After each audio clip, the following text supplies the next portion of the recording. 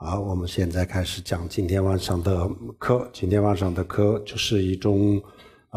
空心的修法，也就是我们的无我的修法。So the topic of tonight's teaching is emptiness meditation, and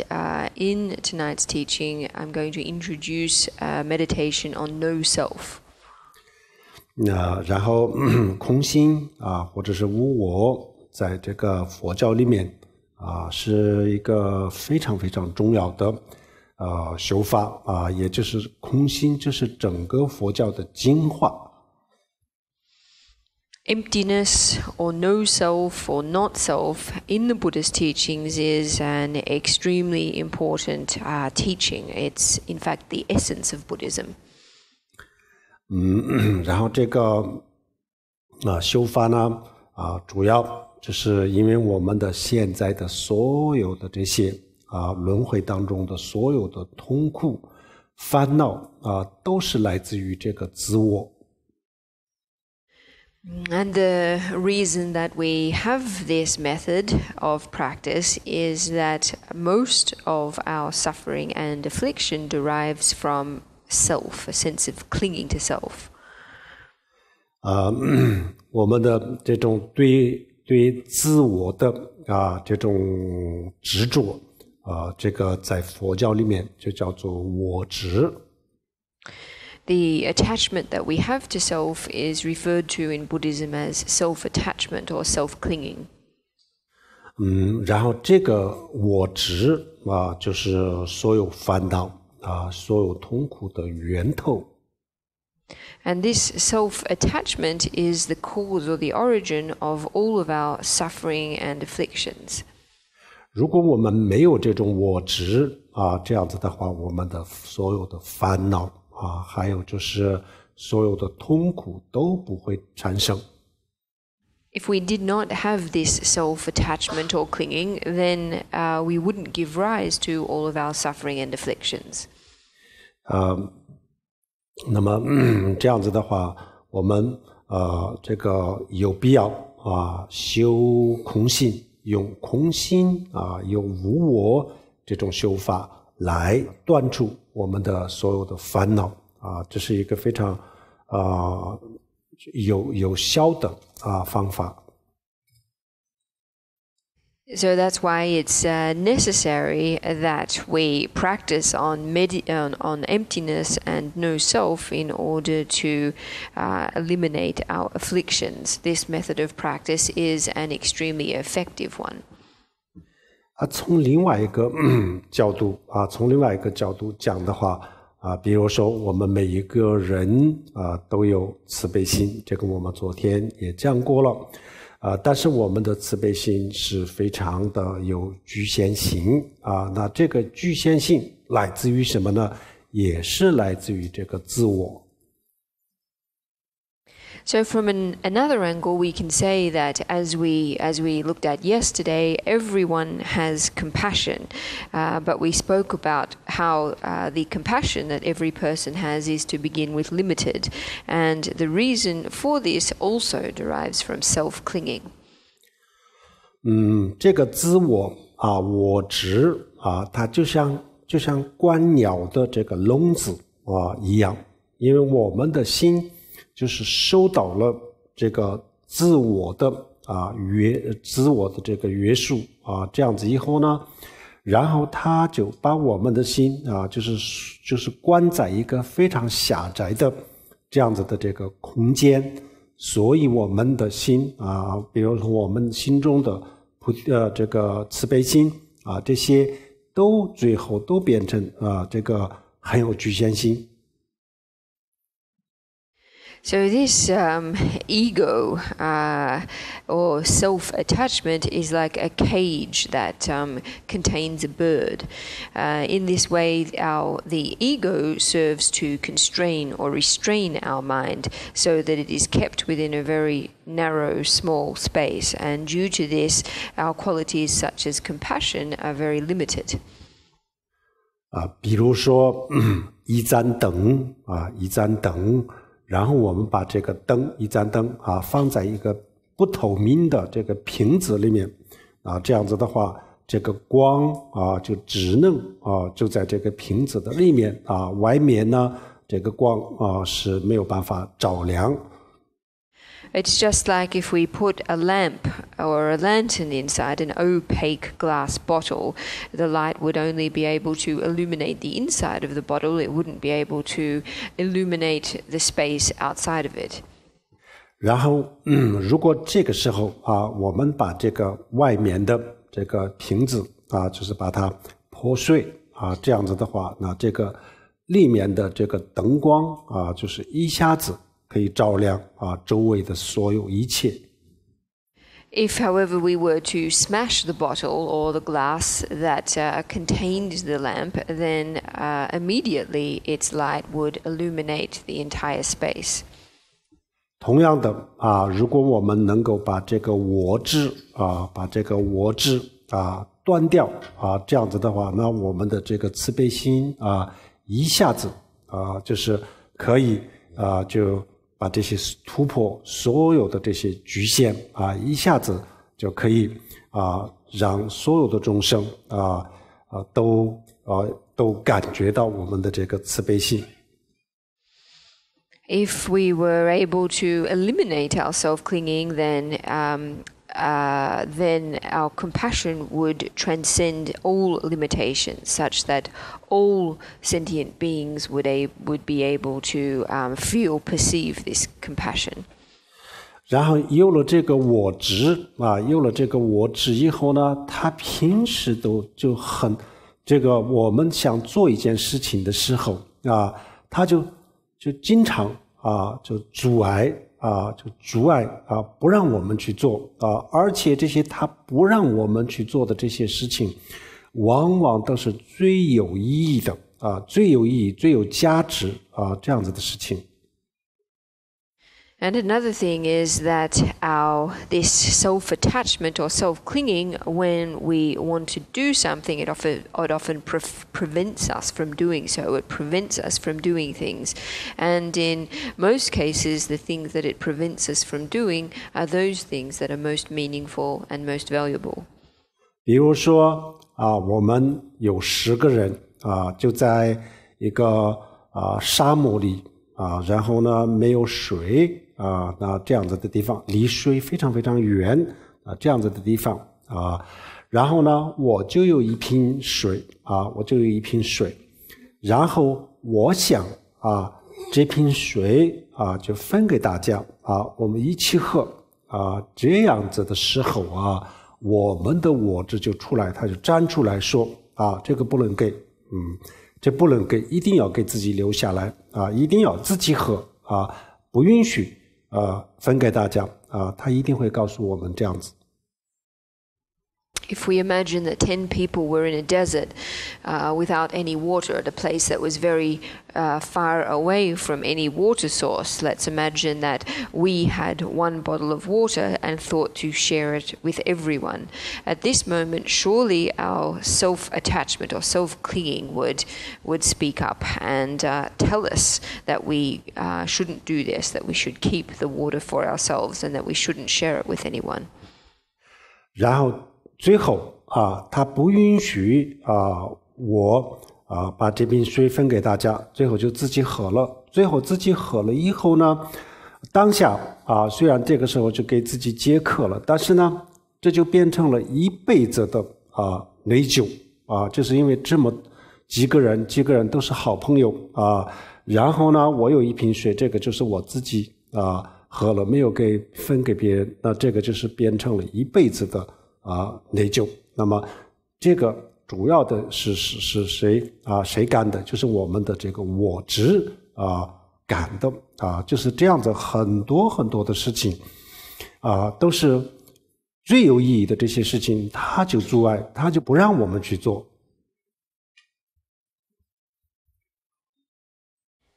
So in this case, due to self-attachment, we drink the bottle of water ourselves. Our self-attachment, our self-clinging doesn't allow us to share it with anyone. And despite the fact that we quench our thirst this way, the fact that we didn't share the water with others turns into a lifelong regret, because the other people we were with were all good friends and we didn't share this water with them. So this is the result of self-clinging. It was self-clinging or self-attachment that caused us to behave in this way, and this is often the case with many situations in life. Often the most meaningful kinds of actions and undertakings, our self-clinging prevents us from doing. 然后比如说我们有几个人就是做成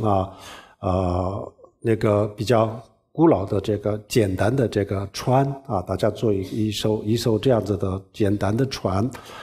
然后就渡河这个时候比如说我想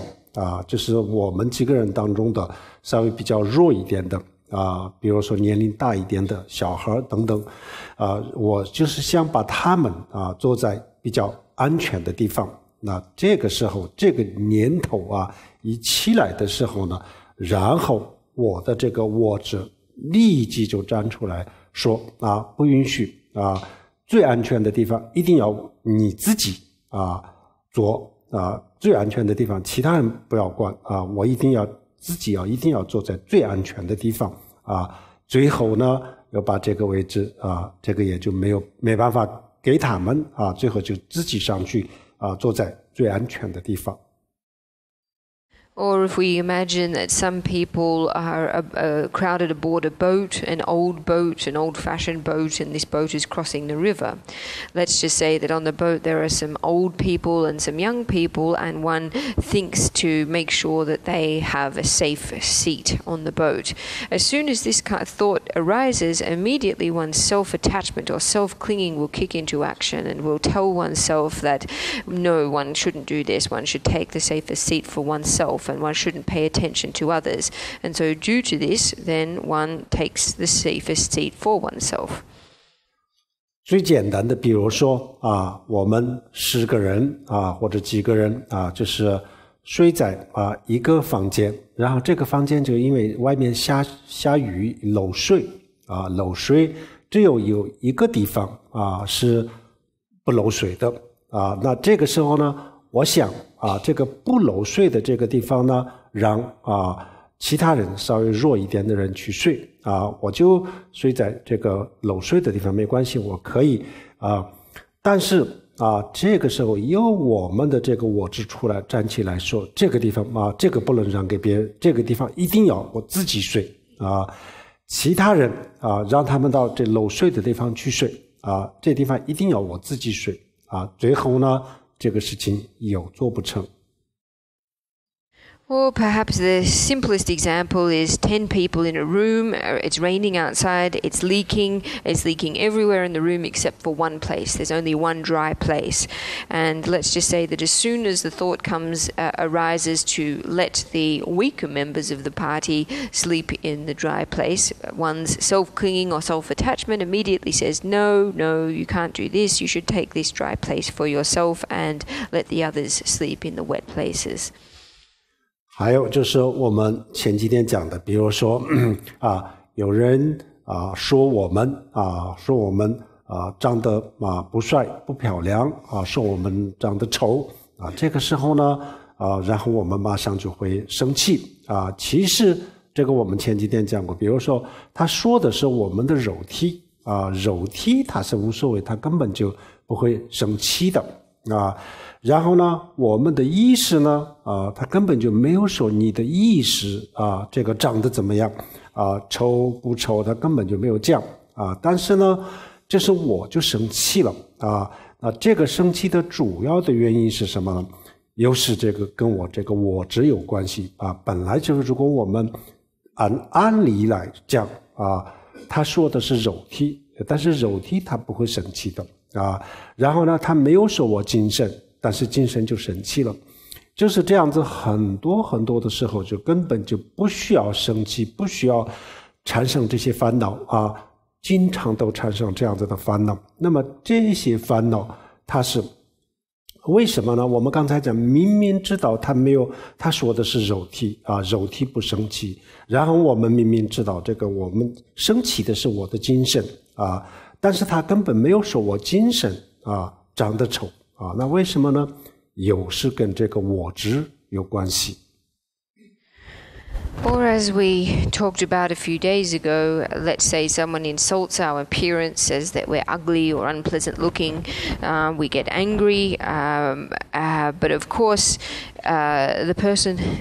has insulted our physical body, they haven't insulted our minds, and yet nevertheless it is our mind that gets angry. And the reason it does is connected to self-attachment. In fact, in many cases it's like this. There's no need for us to get angry or to give rise to afflictions, but we do. So in this situation, again, our physical body is being insulted, not our mind, and yet our mind gets angry. 所以我们每一次我们想做一点有意义的事情的时候，然后这个我执就出来阻碍我们。So every time we get the thought to do some kind of meaningful action, this self-attachment speaks up and prevents us from doing so. 我们在这个轮回当中这么长的时间到现在为止，就是一无所有我们这一次如果没有学佛的话，我们离开这个世界的时候，这个我们前几天也讲过，我们的所有的东西都要归零什么都带不走，属于自己的东西一点都没有那么这个为什么变成这样子呢？为什么我们每一次都走的时候要归零呢？也就是因为这个我执因为它不让我们去做这些有意义的事情所以我们最后走的时候呢，就是一无所有。And because we've been cycling for such a long period of time in samsara up until the present day, if in this life we hadn't or don't study Buddhism, then when we reach the end of our life, we will be returning to zero with, as we spoke about yesterday, nothing for ourselves, nothing that really belongs to ourselves. And the reason that at the end of each life we return to zero with nothing is because of self-clinging. 然后这些所有的这些幸福快乐，还有就是比如说像福报功德这些都是来自于我们为别人着想也就是来自于这个慈悲心但是我们的我执跟慈悲心就是对立的，我们的我执跟我们的无自私的这个奉献对峙感这是对立的只要有这个我执爱我执，然后我们就没有无自私的奉献这个我执它越强大，我们就越自私然后我们变得越自私然后我们越就不能做有意义的事情这一辈子这一生当中帮助对自己有利的事情，下一世对自己有利的福报，这些都做不成。And all the happiness that we enjoy, whether it be good fortune or positive karma, this all derives from caring for others, derives from compassion. So self-attachment or self-clinging exists in opposition or contradiction to compassion and selfless giving. So long as we have self-attachment and self-clinging, then there can be no selfless giving. The stronger our self-attachment is, the more selfish we are. And the more selfish we are, the less we have an ability to really undertake acts that are meaningful in this life too, acts that are meaningful and beneficial, and in the next life as well. 最后我们这样子去思考分析了以后呢，就发现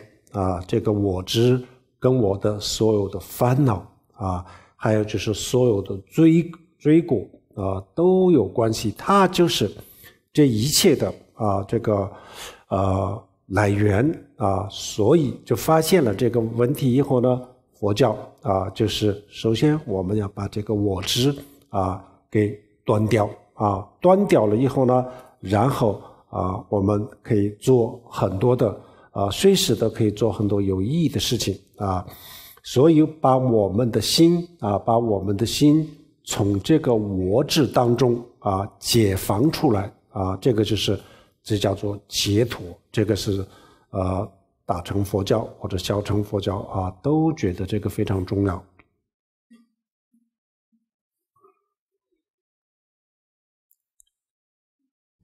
So if we contemplate this carefully, we can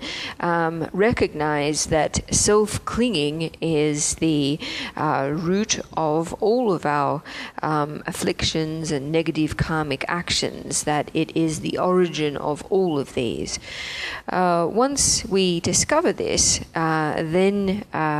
it becomes necessary. Buddhism urges us to eliminate our self-attachment, and after we have done this, it will then be possible for us to do all kinds of meaningful actions. So this to free the mind from self-clinging is what is referred to in Buddhism as liberation. This is regarded as extremely important in the Mahayana and the Buddhist teachings in general. 然后我们就是对我们的这个身体和我们的精神的这个组合了以后呢，最后就变成了人。那我们对这个人的这种态度过去呢，我们一直把它当作是自我我们认为它是我。然后呢，那现在就是有换一个角度去思考，它到底是不是我除了这个肉体跟精神，还有没有一个自我的存在这样子开始分析，然后就把这个我执断掉。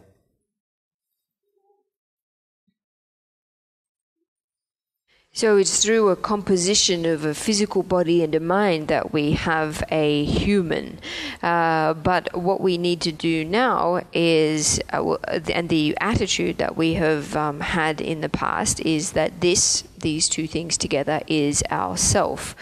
What we need to do now, though, is to try to change a perspective and to ask ourselves, is this really me? Beyond my body and mind, is there something that is really me, myself? And in analyzing, investigating in this way, we need to eliminate our self-clinging. 然后我们就把这个我执断掉了以后呢，一样的可以生活一样的可以工作。但是我们可以做更多的最有意义的事情。And when we've eliminated self-clinging, we still can continue to live our lives, do our work. However, we will be able to do more meaningful things. 从我们的心中就把这个我执就驱除把它赶出去但是实际上我们这个生活工作以及就是修心上面把这个我执驱出去了以后呢，不缺乏任何东西没有缺少任何的东西，就可以没有它以后呢，对我们没有任何的损失。So in removing self-clinging from our mind, then we continue to live our lives, we continue to do our work, notwithstanding or even though we have removed or eliminated our self-attachment, we've not lost anything. This doesn't constitute any kind of loss. 虽然这个自我它是无数的罪过和烦恼的来源但是如果它是一个存在的东西，它是一个真实的东西的话，那我们也没有办法否定它的存在，也没有办法否定它的真实性。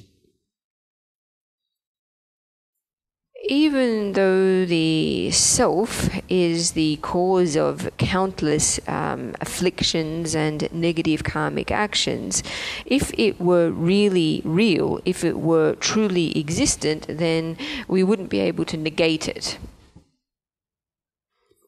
比如说我们的我执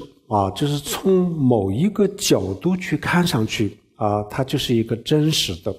它就是一个真实的这个存在的。但是如果从另外一个角度去一看原来根本就不存在的东西，它就是根本就不是一个真实的东西。那这样子的话，我们应该换一个这个角度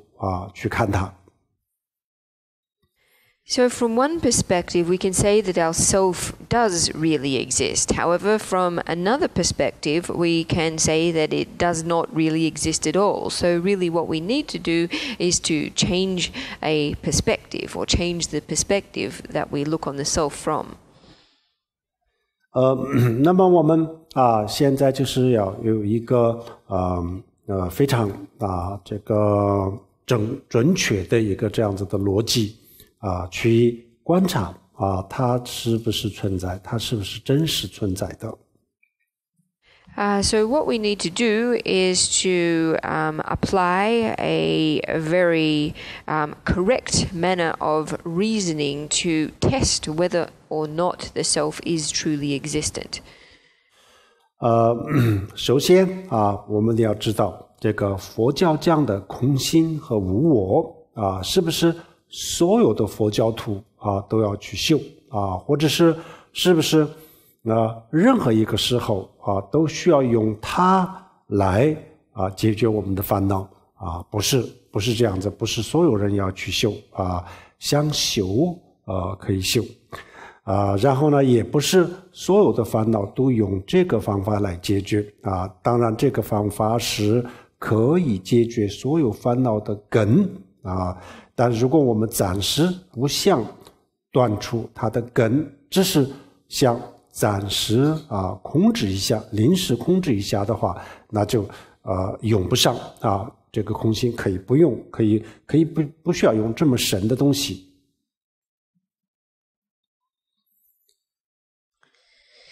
So first of all, we need to look at the Buddhist practice of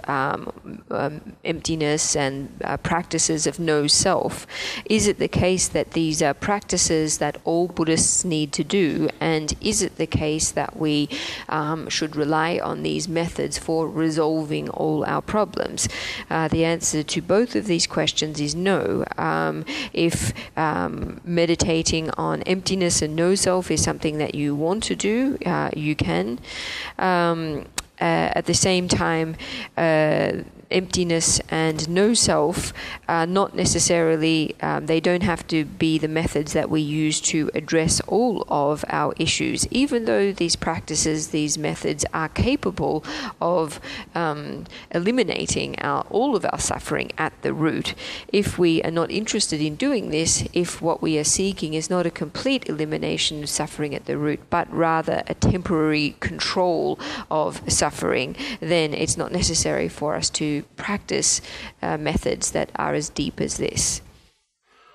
首先我们对这个自我的这个认知就是一个非常的盲目的情况下产生的。到现在为止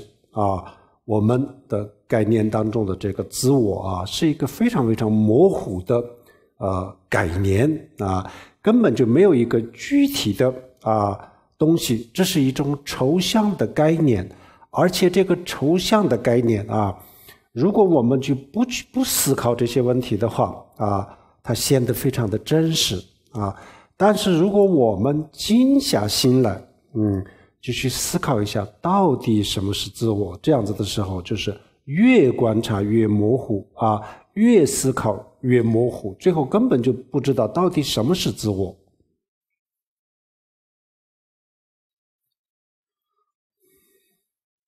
Our understanding of what the self is a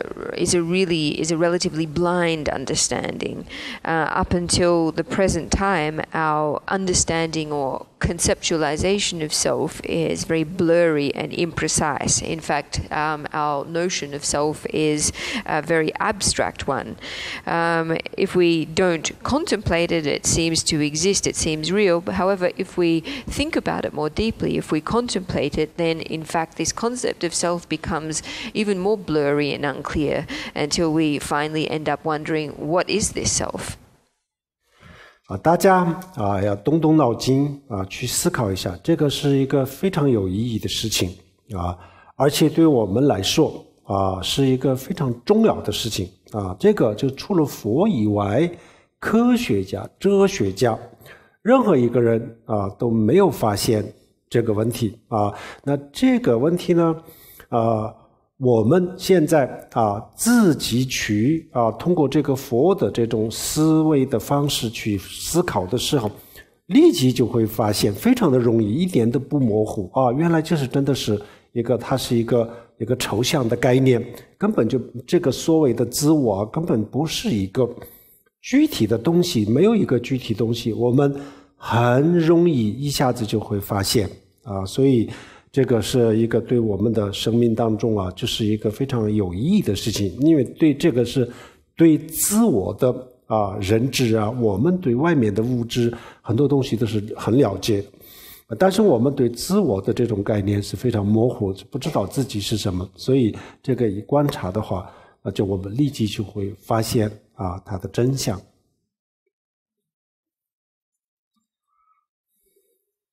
So this is something that everyone should think about deeply for themselves, and by doing so, you'll inevitably and very quickly discover that in fact this concept of self is extremely abstract. To think about this is something that's very important for all of us. This question is something that, aside from the Buddha, scientists, philosophers, they didn't discover. But by applying Buddhist modes of reasoning, we'll be able to discover very easily and very quickly for ourselves the abstract nature of this notion of self, that is, the fact that it is lack of a concrete nature. Usually we have a very good understanding about external things, material things, but no understanding really about this question. So, however, by thinking about it, by applying some reasoning, we will immediately and easily discover the truth. 这个问题我们就很容易发现比如说我们平时我们在日常生活当中我们会说我的身体然后就是我的头、我的手、我的腿、我的大脑，然后就我的心脏等等等等，这样子我们身上的里里外外的东西都可以这么描述。我的眼睛然后呢包括比如说大脑、心脏这些人的身上的这些关键的这些都可以这么说，都是我的我的可以加一个这样子。那么我的是什么意思呢？凡是可以加这个我的这样子的东西都是跟我有关系的东西，根本是不是我我根本不可能说我的这个任何人都没办法这样子描述这个表达是错误的。凡是说可以讲我的这样子的东西呢，就是属于我的，这东西就是我的东西，属于我的，我所拥有的这样子的意思。但是我自己呢不能说是我的我也是我的，这个是说不通的。首先我们去想一想这个日常生活当中是这样子。This is something that we really can easily discover for ourselves. In our everyday lives, we always talk about my body or my leg, my brain, my heart, all the different parts of our body, inside and outside, we refer to with this qualifier, possessive, my brain, my heart, and so forth. Any object or any part of ourselves that we can describe with this possessive my is something then that is connected to me but not me. My implies that it belongs to me, that I possess it, that I have it. But it's not possible for us to say mine, self. That doesn't make sense. So this is something that we need to understand very clearly. 好，这样子我们进一步的观察啊，比如说，那么大脑啊，这个心脏，还有所有的这些我们身上的一切，包括我们的这个情绪，每一个念头啊，都叫做我的，都可以说可以这样表达，都是我的啊。那么这些都是你的啊，既然是你的，这就说明不是你了，那肯定是不是你了啊。那么这些东西都分开了以后呢啊。那么你在哪里呢？啊，什么是你呢？大脑不是你就是你的啊，心脏也不是你就是你的啊，然后呢，身上的全部的东西都不是你，都是你的啊，都不是你了，不是你自己，是你的东西啊。然后我们的意识啊、精神、情绪这些也是你的啊，那这些都是你的，那也就不是你了。那么这样子就是你在哪里，你是什么啊？这样子以后呢，我们都不知道我自己是什么了。And so if we reason in this way, we can say that my brain, my heart, everything, including our moods, our every thought, we use this word my to describe. And if we do so, if it belongs to us, then it can't be us. If it is mine, then it cannot be me. Because when we separate all of these things out, then where am I ultimately? Where are you ultimately? If you're not your brain, if you're not your heart, then what are you? So we use this word my to describe all the various parts of our body. We talk about my mind, my consciousness, my emotions. If all of these things belong to me but are not me, then where am I? And in reasoning in this way, we will find that we don't know. 然后我们的这个我本身它自己就是一个非常混乱的概念，根本没有一个固定的这个观点啊。比如说刚才说我的腿啊，这个时候呢它不是我了，我们可以说它是我的而不是我啊。那然后比如说我们腿疼的时候我们的腿疼的时候呢，然后又会说我很疼我很疼那这个时候呢又把腿就当作我了我们会说我很疼哪里疼呢？腿疼那这个时候呢就说我很疼然后呢有些时候呢又说我的腿那这个时候呢又不是我了然后腿疼的时候呢说我疼那个时候呢又变成这个我的这个呢又变成了我了有些时候呢这个我又变成了我的那到底是你的还是你呢这个没有一个这个没有一个这样子的固定的这就是一个非常模糊混乱的抽象，就是一个抽象所谓的我就是一种抽象的概念。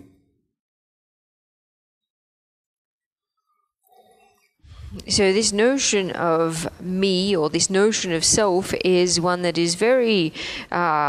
fluid. It's one that's very erratic. It's not stable. So when we talk about my leg, what is implied here is that my leg is not me, that it belongs to me, but it's not me.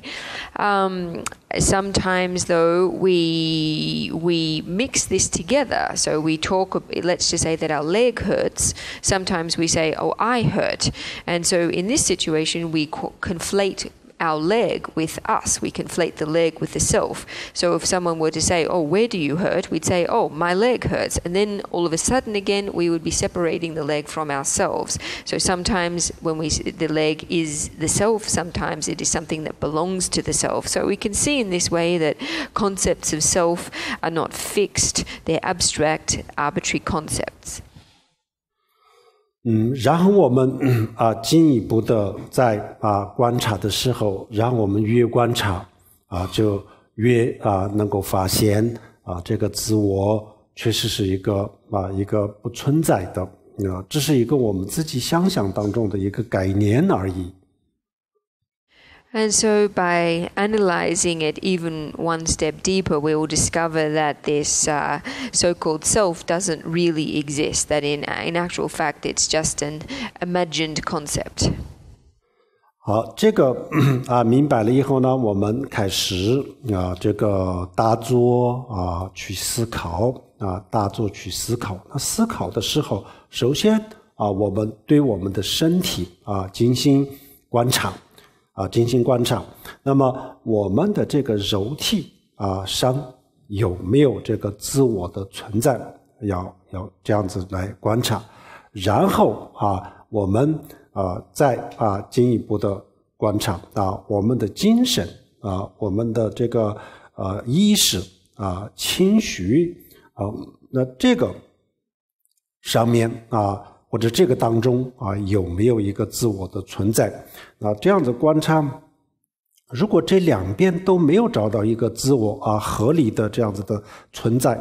的这个自我，这样子的话，我们的身世，我们的这个一个人除了意识和肉体还有什么呢？没有别的了。如果这两个都不是自我的话，那真的是不知道这个自我到底是什么这个就是一个非常准确的一个逻辑的思考这里面没有任何的教条没有说因为释迦牟尼佛这么讲，所以我们要这么去相信所以我们要这么去讲，没有这样。你用什么样的逻辑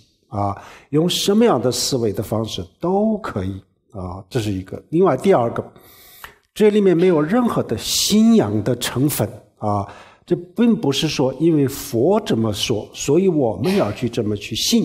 没有，你可以不信你完全可以得到一个另外的结论完全是可以。但能不能得到其他的结论，这个就要看我们去观察的结果所以这一个是佛教讲的这个悟空性真的是一个非常有意义的事情。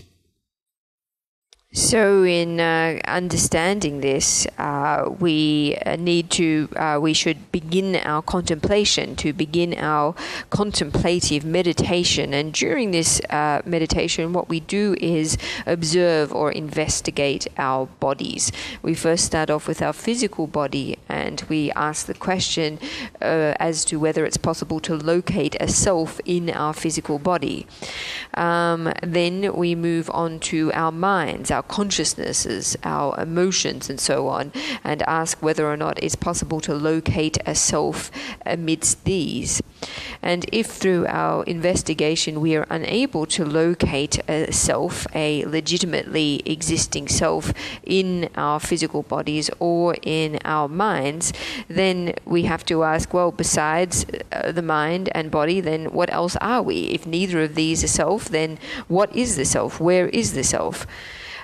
This approach or this method of logical reasoning is one that is a very correct approach. It's not dogmatic. We're not saying here that we have to do this because this is what the Buddha said, or we have to believe this because this is what the Buddha said.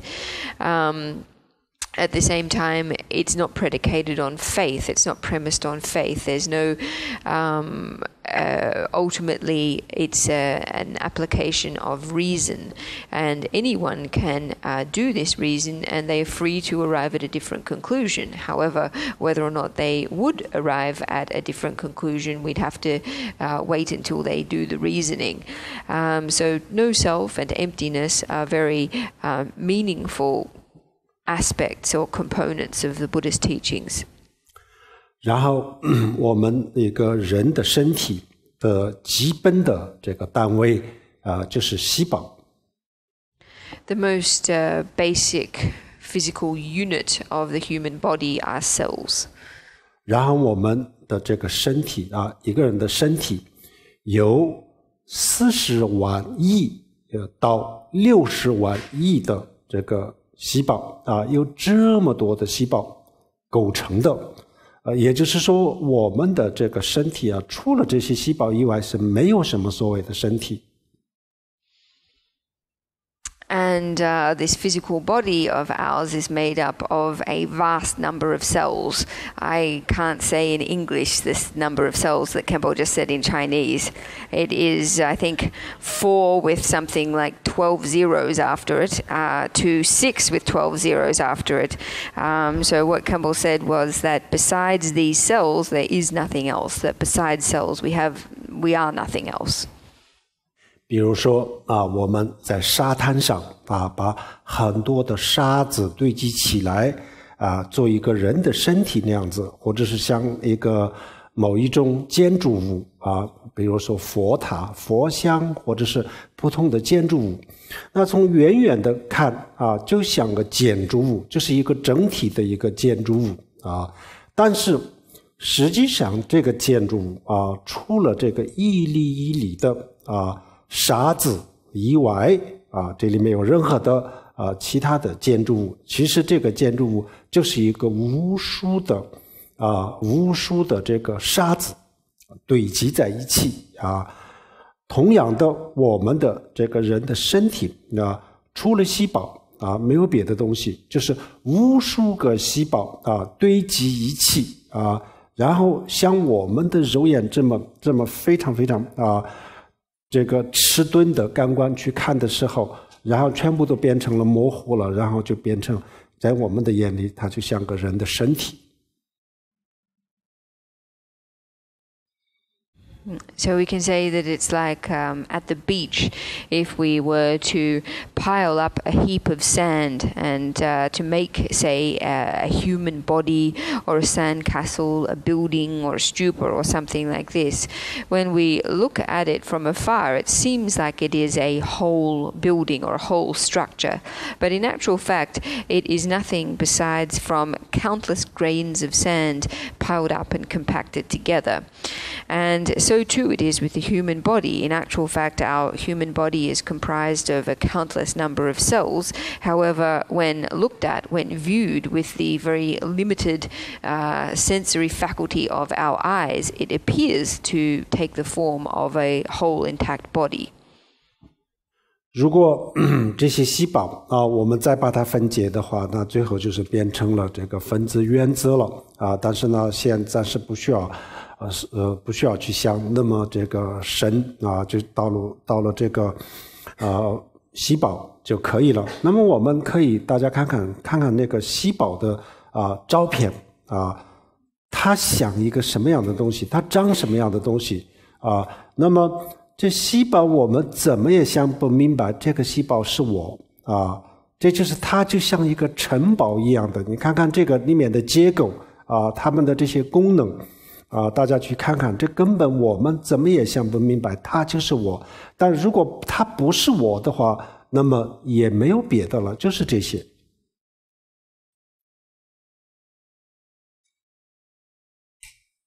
Of course, if we were to divide cells down even further, we'd get atoms and molecules, but it's not necessary for us to go that far. We can just keep with the level of cells. Let's just say that we were to look at a photo of cells, to take a look what they looked like. We would never think, looking at a picture of a cell or a picture of cells, that this is us. Looking at the structure of cells and understanding their function, never do we think that these cells are us.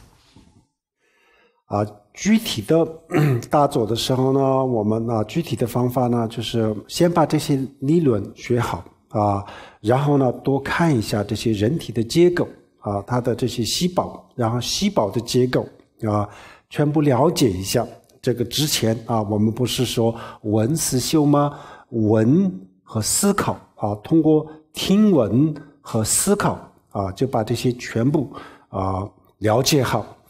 了解了以后呢，我们开始大做去思考那我身上这个40万亿或者是60万亿的这个细胞就构成了今天的我除了这个以外没有别的。那这些40万亿或者60万亿的细胞看起来就像一个整体的东西，但根本不是一个整体，它们各是各的各是各的就是比如说我们10万个人聚在一起啊，那么这个就叫做人群，但实际上都是个体的，这里没有一个叫群体这样的，群体就是一种抽象的概念啊，实际上真实存在的啊具体的就是生命的这个个体啊，同样的身体啊就是一种啊这个抽象的观念，然后具体的啊应该说是这个细胞啊，当然如果细胞再分析的话，细胞也不是真实的。但是我们不用再往下分啊，细胞就作为我们人体的最小的单位啊。这样观察的时候呢，我们就会发现啊，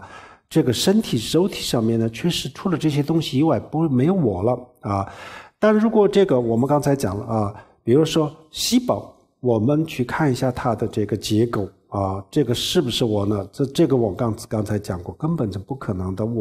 如果让我们知道啊，如果让我们去想这个图片上的这个细胞是我，那我们永远都没办法接受啊。那这些都不接受了，那么你的我在哪里啊？然后我们也找不出来，说不出来。So in this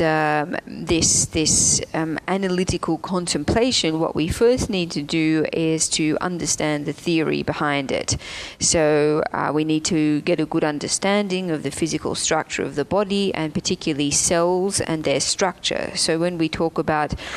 listening, contemplating, and meditating, the first of these things, listening and contemplating, we need to get an understanding of these things, and then we actually need to sit down and contemplate it. If, I'm going to say for convenience, 40 to 60 trillion cells comprise our current body, then what are we aside from these cells? Even though it seems as if we are a whole, in actual fact we're made up of nothing more than trillions of individual separate cells. It's just the same logic as 100,000 people together are referred to as a crowd, but in actual fact a crowd is an abstract concept. There's no crowd, there's only a collection of individuals. So it's the same with the body too. The idea of a whole body is an abstract concept. So cells, if we take cells as the smallest unit of our physical body, we can recognize that besides these cells that make us up, there is nothing else. We are nothing else other than these cells. And yet, when we look at the cells, we look at their structure, we look at their shape, we look what they look like, it's very difficult. We can never believe that this is me. We can never accept this. So if this is the case, if these cells are not me, then where am I? 然后啊，我们如果再稍微详细一点的观察的话，那就比如说从10亿光年啊之外啊拍的这个宇宙的这个图片啊，或者是我们简单的说，比如说我们晚上啊没有云的时候抬头一看啊，然后这个满空都是星星，就是有无数个这个亮点啊，无数个亮点，这就是这个无数的天体。然后呢，用显微镜看啊，我们的身体啊，最后就是跟这个拍出来的这2个照片啊放在一起的时候呢，我们根本就看不出哪个是宇宙的图和哪个是我们的身体的这个图片，完全是一模一样啊，就是这个空中有无数的星星啊，构成了这个宇宙。然后呢，宇宙也就是我们很远的地方去看的话，它也就显现出一个整体。但进去了以后呢，根本就不是一个整体。我们从现在地球上看啊，没有一个整体，就是一个无数的星星啊。我们的身体也是用我们的这个眼睛看。它就是一个整体的东西啊，但是它不是一个整体的东西啊。用显微镜看根本不是一个整体的东西，显微镜它拍的很小很小的一个这个照片，很细微的照片，跟我们刚才讲的这个我们看到的这个宇宙的照片放在一起啊，然后我们就是分不出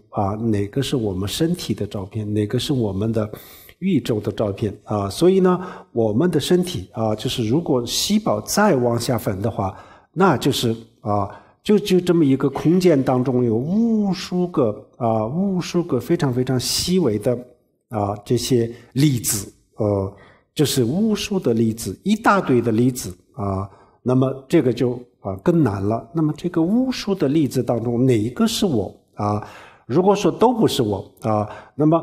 都不是我那么这我们的身体上除了这些以外就是没有别的东西了。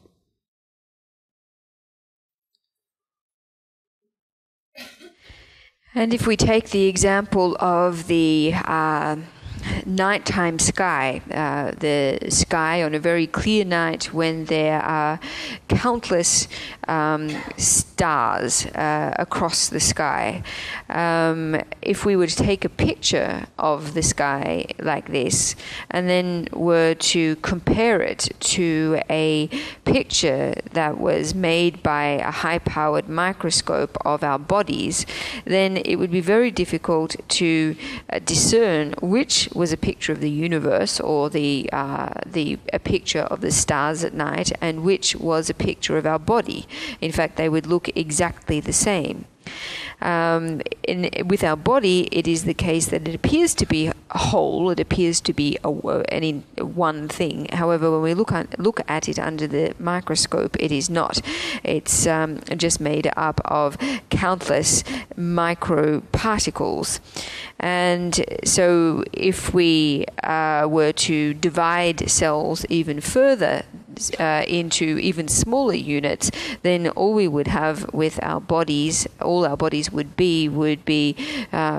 countless numbers of microparticles suspended in space. And at this stage, it would be even more difficult for us to answer the question, which of these particles is me? What if none of these particles of me? And so by thinking in this way, we will find it very difficult to answer this question. 比如说我们到超市去卖一袋大米然后这些大米装在一个这个口袋里，我们从口袋的外面看就是一袋米，就是它就好像是一个整体的东西但是呢拆开了以后一看这里没有一个整体，就是无数的一粒一粒的大米除了这个一粒一粒的大米以外呢，没有一个整体的那我们的身体呢完全是这样子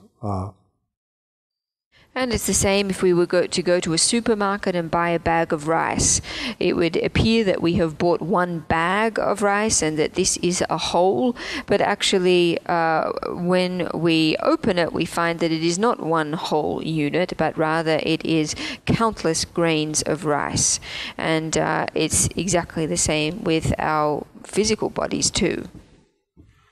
好，我们现在大家感受一下大作思考一下首先我们可以比如说把自己的这个右手比如说我们的身体的右手然后就看它是观察它是无数个细胞无数个细胞然后呢左手再去观察左手也是无数个细胞然后呢右腿左腿，然后就整个身体里里外外这样去观察无数个这个细胞如果再往下的话，那是有无数个这个电子在转在扰动这个原子核这是一个这样子的东西。那如果不这么深入的去思考的话，我们的这个身体全部的身体是无数的细胞这个是肯定的我们的眼睛虽然看不见，这是真实的显微镜虽然是看不到很小很小的粒子，但是呢细胞是完全是可以看得到的然后这个除了这些东西以外，我们没有这个没有别的东西。那我们去深入的去思考一下，到底这些细胞无数个细胞里面哪一个是我如果这一个一个我们认为都不是我的话，那平时我特别特别执着的啊，我特别执着的这个我啊，那应该是在什么地方啊？这个它到底是一种模糊的这种概念，还是一个具体的东西啊？这样子我们去思考一下啊，我们用5分钟的时间来思考。So we're going to contemplate on this now. We're going to contemplate on it in the form of meditation. So where everybody start off by first contemplating your right arm and contemplating your right arm as comprised of countless numbers of cells, then move on to your left arm, contemplating its nature as countless numbers of cells. And then in this way, move to your right leg and then your left leg, and then throughout the rest of your body, contemplating in this way. Some might wish to go even smaller, contemplating one's body as made up of countless electrons circling around nucleuses, but it's not necessary that we go this small. We can stay at the level of cells. Certainly our physical body is completely comprised of cells. High-powered microscopes may not be able to see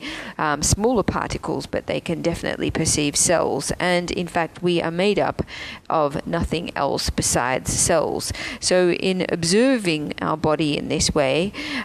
we can ask ourselves, if none of these cells anywhere are myself, then where is this self that I am usually so deeply attached to? And by inquiring in this way, we can ask ourselves whether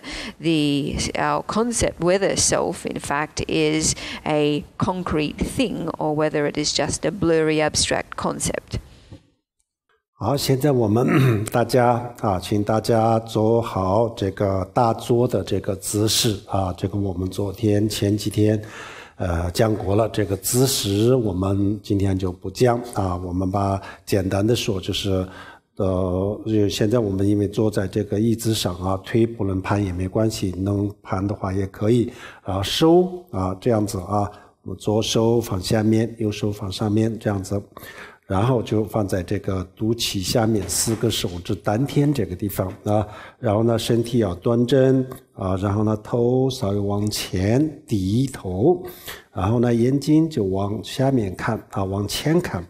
啊，这样子这个保持这种姿势，然后我们全神贯注的去思考啊，我们的先是右手，然后左手、右腿、左腿就是把它分解到细胞，然后的变成了这个细胞，我们想得很清楚了以后呢，然后在这个当中去找自我在哪里。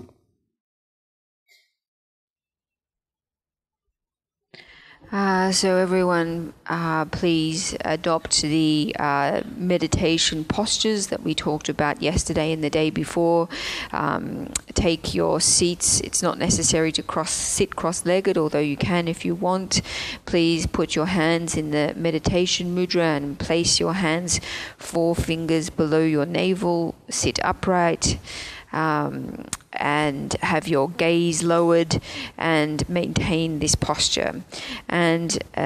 with this posture, maintaining this posture, we now bring our contemplation into focus on our body and the different parts of our body, and then finally to the cells that comprise our body. And by observing our body in this way,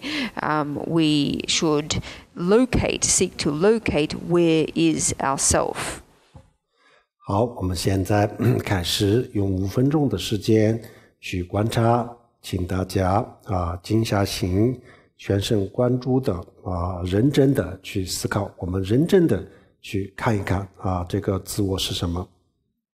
So everybody, we're going to spend 5 minutes now just doing this investigation, this observation to see what our self is or where in fact our self is. 好，现在开始。We're going to begin now.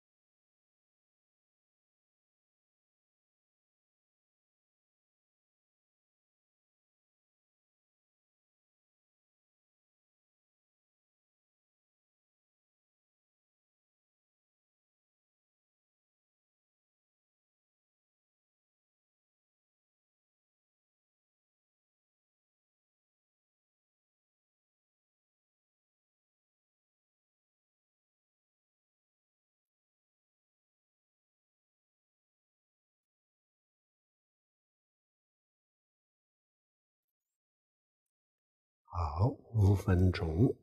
And that's 5 minutes.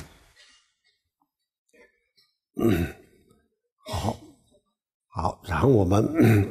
再进一步的观察我们的这个精神，也就是意识确实我们除了肉体跟这个意识肉体是我们的阴间的部分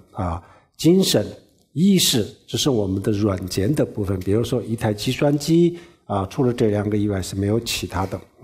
然后我们人也是除了这个阴间软件没有别的，这2个东西就构成了我们人。As for our minds, our consciousnesses, these form along together with our physical bodies, comprise us as humans, just as a computer is made up of a hardware and a software component, so too are we as humans. Our physical bodies are our hardware and our consciousness is our software. It's these 2 aspects or these 2 components that comprise us as human beings. 现在我们也要观察一下我们的意识。平时我们很多人就觉得这个身体呢我们大家都知道人死了以后呢就回归尘土变成了这个尘土，就不是自我但是我们很多人想这个人的意识人的精神应该是自我这样子，但是意识也是一模一样的。这个意识呢更加的玄为什么呢？就是物质的话，至少我们看得见摸得着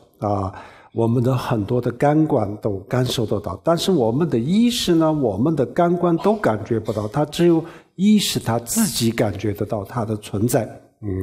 所以这个就更玄。现在我们观察意识那这个上面有没有一个自我的存在这个我们开始观察的时候呢，大家要站在一个客观公正这样子的这个角度去思考首先我们不要有立场，不要有任何的立场，不要有任何的成见我们通过这个观察最后得到的结论是什么就是什么客观公正的去观察。如果我们得到了这个自我的存在那就这个自我就存在了。如果没有得到或者是我们发现它不存在的，那么它就是不存在了。所以呢，我们不要开始的时候就不要有成见然后呢，最后得到的结论是什么就是什么这样子去观察这个意识，我们的意识。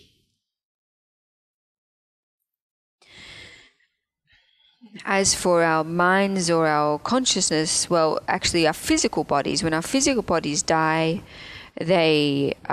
turn into dust and are believed to no longer exist. However, as for our minds are much more abstruse than our physical bodies, because our physical bodies at least can be perceived with our senses, our eyes, ears, nose, etc. However, the mind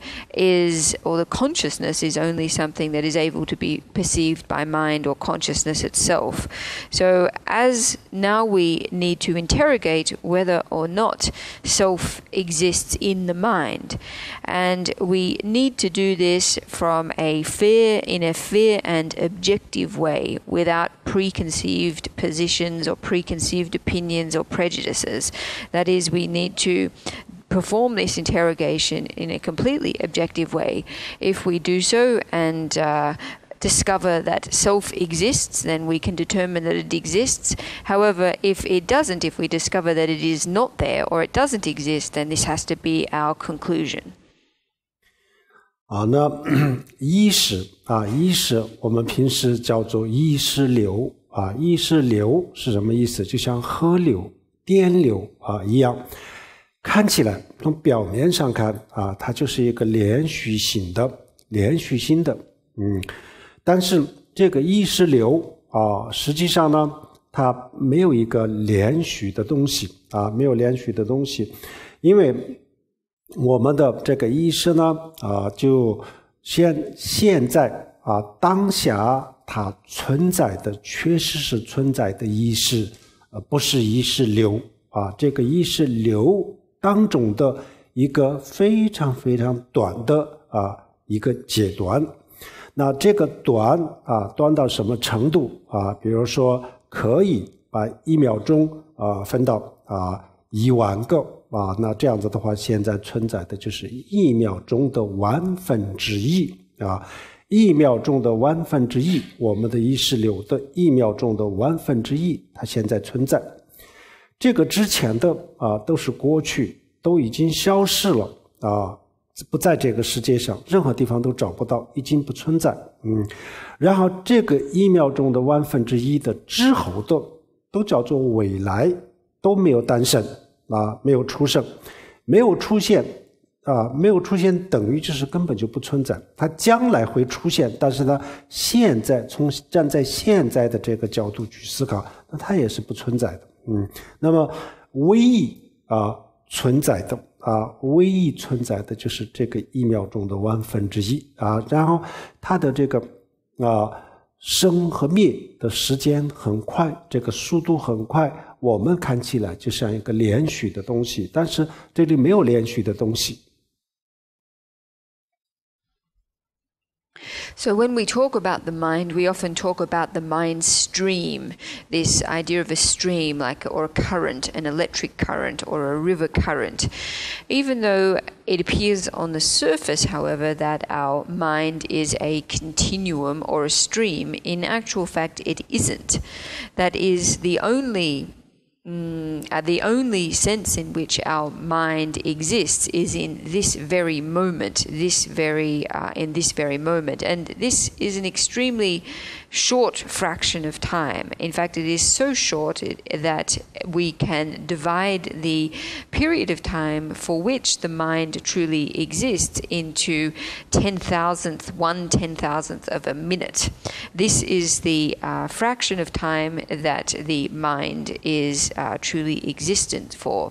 Everything prior to this present 10,000th of a minute has already passed, therefore it belongs to the past. Everything that will occur subsequent to this current 10,000th of a minute has not yet occurred, it has not yet arisen, and so it belongs to the future. So the only sense in which mind exists is now, in the current moment, in the current 1/10,000th of a minute. So this is this arising and ceasing of mind is extremely rapid. 简单的说我们的万事万物都跟这个时间有关系也就是说，时间就是我们的万事万物的变化的过程除了这个变化过程以外呢，也没有时间这两个实际上就是用我们的意识把物质的变化和时间分开，我们的意识可以这么去想，但是实际上这物质的变化以外就是没有时间。那凡是跟时间有关系的这些万事万物，它的存在的方式都是这样子。比如说我们今天这个时间24小时我们当作现在那么这样子的话，明天以后的都叫做未来昨天以前的都叫做过去那么今天的这个24小时当作现在，那么它是存在的今天是存在的。然后呢，昨天因为它是过去，过去的东西去哪儿呢它是不存在，它已经消失了，它发生了，它曾经发生过，但是呢它现在已经不存在现在已经消失了，它不在任何地方，它已经消失了。然后未来明天以后就叫做未来。那么未来它在哪里呢当然明天这个未来就变成现在了这个时候它是存在了。但是我们从今天的这个角度去思考那未来在哪里呢？不存在啊，不存在，它会发生，以后会发生，但是现在它不存在啊。明天的我在哪里啊？不存在啊，就是这样子，它就是一个那明天不存在，只有现在当下才是存在的啊，这样的这个时间的概念，过去、未来、现在，这个我们大家都比较容易理解了。好，现在我们把这个就缩小到这个1秒钟的1/1000以后呢，然后这个1秒钟的1/1000是当下，是现在，它是存在了。那么之前的都是这个过去不存在了，之后的还没有发生，也不存在，就唯一就这么一点存在。但是它现在存在，但是第二刹那的时候，第二瞬间的时候，它又消失了啊，然后又换了另外一个东西出来，所以这个叫做意识流啊，意识流就是不断的更新，但是这个无数的这个生灭东西诞生了一个，又毁灭了一个，这个我们的肉眼看不见啊，就这么一个看起来像是一个连续的东西，但这里根本没有一个连续的东西啊。那这个就是我们的意识。那现在我们这个道理明白了以后呢，然后我们要去观察啊，那这个无数的这个意识当中，哪一个是自我啊？哪一个是自我？那就要去这么去思考。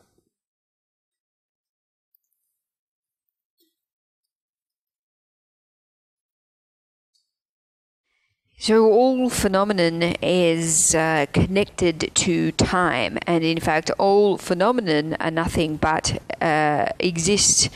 in a state of change or a process of change. And so we can take this logic and understand it from the point of a 24-hour day. And if we call our present 24 hours now, then everything, then tomorrow is in the future. Yesterday is in the past. Everything that has taken place in the past has already occurred. It's already disappeared. It no longer exists. And everything in the future, tomorrow, has not yet happened. So aside from today, there is nothing else that isn't existent. The past no longer exists, and the future has not yet happened. And so if we take this logic, which so the idea of yesterday, today, and tomorrow, this is kind of and then reduce it back down to the notion of our mind only existing for 1/10,000th of a second. Then everything prior to the present 1/10,000th of a second is the past, and everything subsequent to the current 1/10,000th of a second is the future. So at this very moment, the only existing moment is now. However, because this now is extremely brief, it's such a short period of time, it rapidly disappears, and very quickly the next mind moment emerges. And so this is what we call the mind stream. But in actual fact, the mind stream is not a single continuity, but rather the mind in a constant state of updating, that there are countless motions or movements of arising and ceasing, even though we cannot see or appreciate, recognize this process of arising and ceasing. It appears to us as if it is one continuity, but in actual fact it's not. So once we understand this logic, we understand this reasoning, we need to apply it to our own minds and ask, which of these moments is me in my mind? 好，因为今天我们就是因为时间的关系啊，没有办法深入的去讲，没有办法展开的讲但是就是关于这方面的这些课程呢这个网上有很多大家就是进一步到时候到网上去听一听这个视频还有我们可以看这个中观的书这样子的话我们可能会更加的能够理解这些，因为今天我们时间的关系没办法讲这个讲得很清楚了，简单就是这样子，大概的思维的方式是这样子。那现在我们用5分钟的时间还有一个更简单的这个要说一下，比如说我们不想去这个思考刚才我们讲的那么的细节的话，那现在我们可以稍微简单一点，比如说我们的这个意识流就像一条河一样，那这个当中它的这个每一个的时间单位我们刚才讲的1/1这个不说，那现在比如说无数的念头比如说我们一会儿有高兴，一会儿有不高兴，然后一会儿有就想这个，一会儿有想那，这是有无数的念头，不一样的念头然后这些念头就构成了我们的意识流意识流。那么但是这些念头看起来就是意识流当中的一个成员，就是一个整体性的东西实际上呢这根本不是这比如说有个善的念头来了过去了，消失了，然后就又来了一个恶的念头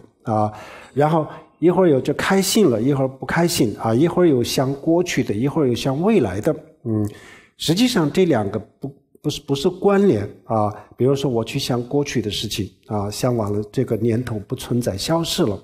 立即就又去思考未来的东西这个就是又是一个新诞生的念头，这两个念头当中没有关系都是不一样的念头那么这些念头当中无数的念头当中哪一个是我是哪一个我们去找，然后呢如果我们发现这每一个念头都不符合是我那这样子的话那就没有我了，这些不是我的话，那就没有别的意识流，这个就是意识流。So tonight, because of limited time, I'm not able to go into greater detail with this particular contemplation. Nevertheless, there are a lot of other teachings that I've given on this available online, and so everybody could listen to these teachings or otherwise read books to gain a deeper understanding or a clearer understanding of what we've been talking about tonight. But there is perhaps a more simple method of contemplation that we can use to arrive at the same conclusion. So if we take the idea of the mind stream, so the mind, just like a river, it is comprised of countless thoughts, happy thoughts, unhappy thoughts, thoughts of all different natures, and together they make up the mind stream. And it seems that each thought is part of a constitutive part of this mind stream. But in actual fact, these various thoughts that arise, positive, negative, past, future, happy, sad, etc., they have no connection between each other. And so what we can do is we can investigate, we can analyze these thoughts, and we can ask which of these thoughts is me, which of these thoughts is myself. And if in doing this investigation we conclude that none of these thoughts is me or none of these thoughts is myself, then we have to conclude that myself does not exist in my mind stream, because aside from these thoughts, my mind stream is nothing else. 好，我们现在大家做好这个打坐的这个姿势。So everybody, please get yourself ready with the proper body postures for meditation. 然后全神贯注的去思考我们的这个无数的这个念头当中哪一个是自我或者是除了这些以外有没有自我，我们客观公正的去观察。And please, for the next 15 minutes, objectively contemplate of these countless thoughts that we have, which is myself? And or aside from these thoughts, where is myself? 好，我们现在开始用5分钟的时间，大家开始观察。So we're going to begin now for 5 minutes.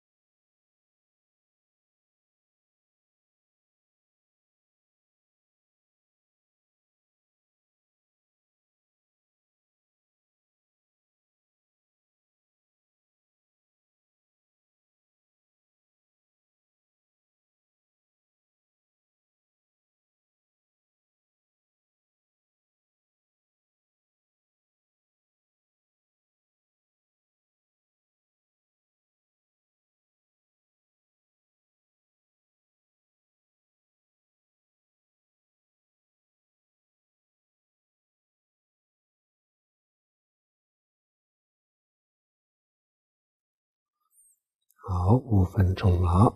That's 5 minutes. 好，我们今天就是简单的这样子感受一下这只是感受而已实际上我们还要深入的去了解然后呢深入的去学习然后呢进一步的去大做，这样子的话就会有一些新的这个体会，这一定会有的，每个人都会有的。So today we just really gained a very initial experience or an initial feeling for this meditation. We all need to continue to deepen our understanding of these concepts, need to study further, and need to continue meditating further on non-self. And by doing so, everyone will definitely gain new understandings. 然后我们这个观察比较到位比较深入的时候，效果比较好的时候，然后我们深深的体会到这个自我真的是不存在会得到一个这样子的感受。And when our contemplation or our investigation, our analysis reaches a relatively advanced point, then we will gain a very tangible feeling or tangible experience of the lack of self. 然后我们就是找到了一个这样子的感觉的时候那这个就是我们需要的结果，就是这个前面的我们的这种各种各样的这个思考思维这个是过程只是过程而已。那通过这个过程最后得到的结果结果就是我们深深的体会到自我不存在，而且这个不是告诉自己不是我们就是要去这么去想而是通过这个逻辑的观察，最后就是非常清楚的感觉到它的不存在那找到了这种感觉的时候，这个就是叫做无我。然后找到了这种感觉以后呢，然后我们就停留在这个感觉当中。开始的时候可能最多也就1分钟半分钟2分钟已经很不错这样子开始的时候就只能停留这么短但是没问题的，这个会越来越好的那么我们需要的就是这种无我的这种感觉而不是前面的这些思考。但是没有这些思考没有这些观察，就不会有这个结果。所以呢，前面的都是过程或者是方法后面的深深的体会到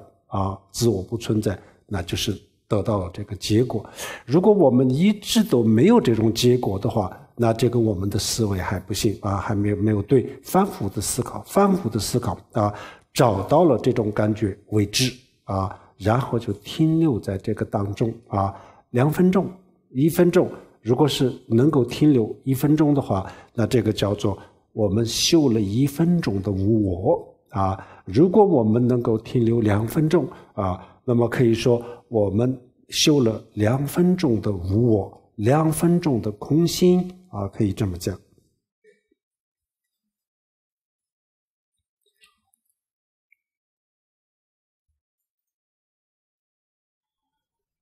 So through performing this contemplation, this investigation, we aim to achieve a feeling of no self, an experiential feeling of no self. So this feeling, this sense of no self is the result that we aim for through this meditation. The contemplation, the thinking, the investigation that we do throughout the meditation is the process. It's not the result. The result is the sense or the feeling of no self. And when we arrive at this feeling of a lack of real existence of self, then this is something that it's not convincing ourselves, it's not telling ourselves that this is the case. This is a true sense or feeling that we arrive at through doing this meditation. And when we have this feeling, when we have this sense, then we should abide in this state or in this feeling for 1 minute, or 2 minutes, even 30 seconds. To begin with, 1 minute is very good. Increasingly, we'll get longer in terms of the time we can abide in this state. So the aim of this meditation is this feeling of no self. It's not to contemplate. The contemplation is only a process. However, without the process, without the contemplation, then we don't arrive at this result. And if you find that in meditating in this way, you just don't reach this result, you don't have this feeling of no self, then keep contemplating, keep doing it over and over until you do. And when you do arrive at this feeling, then abide in this state, rest there for a few minutes or so. If you can rest in this state for 1 minute, then you can say that you have practiced 1 minute of meditation on no self. If you can rest there for 2 minutes, you can say that you've meditated for 2 minutes on no self or on emptiness. 这个时候啊，有些人呢会感到空虚就是害怕为什么呢？我们这个之前一直都就认为有一个自我的存在，那么现在突然间发现找不到它不知道自己是什么这样子的时候呢，就会害怕但是没关系这个害怕呢，这个恐惧呢是一件好事佛经里面都讲了，为什么是好事呢？这个就是说明我们的思考就是比较深入如果这个我们的思维不深入的话，连这个都不会有的。所以呢这个不用害怕。为什么？实际上我们本来就是这样子，实际上你发现了这个不会发生任何的变化，本来就是这样子说这个变化是我们的观念上的变化，实际上我们的身体我们的这个意识那本来就这样子，我们没有发现之前也是这样，之后虽然是发现了，但是呢它也不会有什么变化照样的就是这样子去生活，这样工作，不会有什么这个身体精神上的变化。变化是我们的观念的变化然后观念上有了这个变化，然后呢我们可以消除很多的烦恼我们刚才前面讲的这些全部烦恼从此以后就不会产生但是这个身体不可能因为我们发现了它就会消失，这个也不可能我们的意识流我们发现它是无我，就从此就停止，也不可能，都不可能，它照样的会继续下去。但是我们的观念有很大的变化就是这个变化。所以如果感觉有点恐惧的话是没问题，这是好事。Some people, when they gain this feeling that the self doesn't exist, they give rise to a feeling of fear. All of a sudden, this self that they thought exists, when they can't find it, they feel extremely scared. But don't worry, this fear in fact is a good thing. In fact, it says in the scriptures that this fear arises, or this fear comes about when our thinking, when our contemplation is effective, when it's deep, because if this weren't the case, then we wouldn't give rise to this kind of feeling. In any case, there's no need for fear, because this discovery of the lack of self is just the way things in fact are. Discovering it doesn't make any change. We've only discovered what is and has always already been the case. The change that and discovering this doesn't lead to any change, at least not any change in our minds or in our bodies. The change that does take place is an change in attitude. So we can continue to lead our lives as normal, lead our working lives and everyday lives as normal. There's no change in our bodies and our minds, but there is a change in our attitude, and it's this change in attitude which enables us to eliminate affliction so that it will no longer arise. It's not the case, however, that through discovering that there's no self in the physical body, that the body disappears, or by failing to locate self in the mind, that the mind stream stops. All of these continue to operate more or less as normal. However, the attitude change, we do witness a change in attitude. So if you do find yourself feeling some fear when doing this meditation, it's no problem. This is a good thing.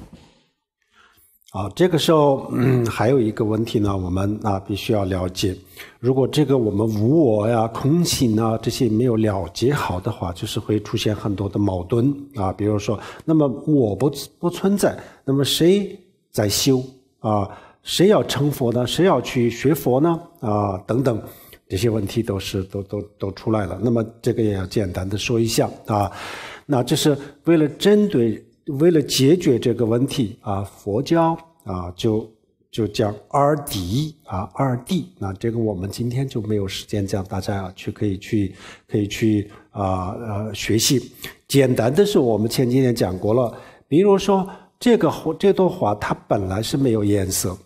实际上是没有颜色，但是我们的眼睛看是有颜色，这两个不矛盾我们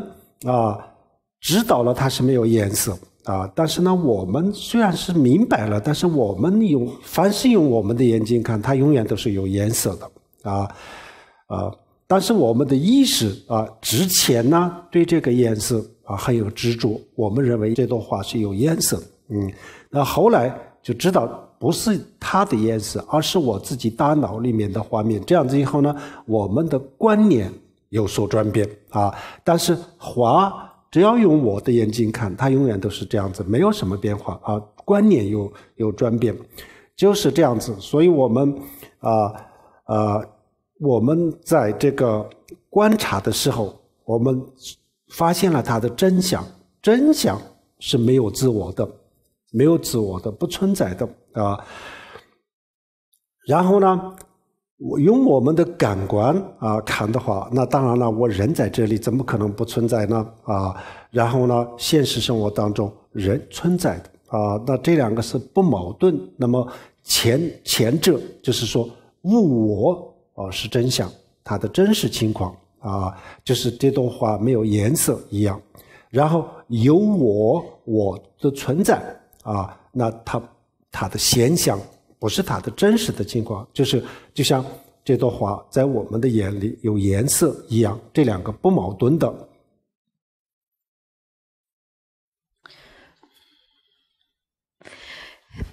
There's one point, though, that everybody needs to understand about no self and emptiness, because if these concepts are not understood properly, then many people will give rise to contradictory thoughts or conflictive thoughts in their minds. That is, they'll ask questions like, well, if I don't exist, then who is practicing this meditation right now? Or if I don't exist, if the self doesn't exist, then who achieves Buddhahood? And it was in order to address this issue that the Buddha expounded the notion of the two truths. So we can understand this in terms of this flower. This flower we know has no inherent color, and yet when we look at it with our naked eye, it appears to have a color. There's no contradiction between these two states. That is, our eyes see a color. So once we realize that there is no inherent color on the flower or in the flower, then even though our eyes perceive it to be colored, our mind does not feel so attached. Prior to understanding this, our minds felt very attached to the color, but subsequently they cease to do so. So we can see in this situation that what changes when we understand that the color, that the flower is not any particular color, is a change in our attitude. But when we look at the flower with our naked eye, it will always appear to be a particular color, and there's no conflict between these two states. And so it is too with our investigation of no self. The truth of the matter is that there is no self. However, when we use our senses or our sensory faculties to evaluate things, then our person is here, it seems to be here, and in our everyday life our self exists. And so there is no contradiction between these two states, the conventional existence of the self but the ultimate non-existence of self. 这个当中呢，我们还需要学习的和还要了解的就比较多，所以就是希望大家进一步的去关注一下这个空心佛教的空心其实这个是佛教里面最有意义的然后呢，这个我们明白了以后，真的是明白了这个世界的真相然后以及我们自己的生命的真相。自我的真相，这些全部真相明白了，真相明白了以后呢，然后就是我们这个就是这些烦恼就是因为我们不明白这个真相，所以产生了那么多的烦恼。这些烦恼呢全部都可以消除，是非常有意思的。有些时候呢，我们为了解决一些现实中的烦恼去观察这个无我，修一修这个无我，确实是有一定的帮助大家到时候感受一下就一定会有亲身经历这个非常重要。好，我们今天时间有点超过了，今天的这个课就讲到这里。These concepts, though, require more study on our part. So I hope that everyone really pays a lot of attention to emptiness. It really is the most meaningful aspect of Buddhism. Through understanding emptiness, through realizing emptiness, then we can understand not only the truth of the world, but also of life and also of self. And through doing so, it is possible for us to eliminate all of our afflictions. Tonight we have gone a little over time with the teaching, and so we will bring things to a conclusion here. 好，我们现在大家一起做回向。So we're going to end now with a dedication of merit together. Sonam de damja zamba nyan to ne ni be dana ba je ja ji ga na je ba lo zhe ba zhe bin zo le zhou a zhou er xiu om a hong ban zhen ge zhe ba ma se de hong om a hong ban zhen ge zhe ba ma se de hong om a hong ban zhen ge zhe ba ma se de hong 谢谢大家，阿弥陀佛，扎西德勒。